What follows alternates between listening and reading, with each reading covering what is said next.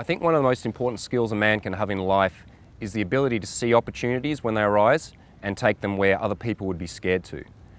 And I know for myself, the reason that I'm sitting on this park bench, which is very glamorous, in Regent's Park in 2012, near the end of the world, is because I took a chance and invested everything that I had on a small opportunity I was given, I think 4 years ago to the day.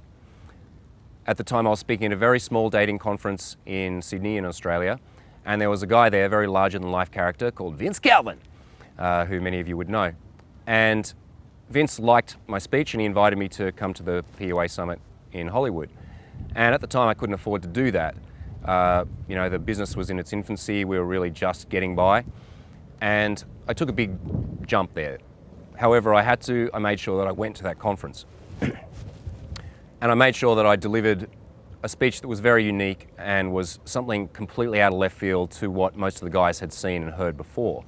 And as a result of that, I met another young gentleman there by the name of Anthony Johnson. And I think to get what you want in life, you have to have this perfect blend of audacity and humility. Because men who are arrogant and try and force things in life tend to hit walls all the time. They tend to get judged, they tend to have to deal with a lot of conflict, and they surround themselves with sycophants. Whereas a man who is too humble and sits back and waits tends to have life passing by. But you need to have a balance of these two things if you want to get what you want. You need to go for it and just go, yep, I want this. And maybe it's not my turn, but here I am at the front of the queue. At the same time, you need to have humility and to understand where the other person's coming from and not trying to push your agenda too hard.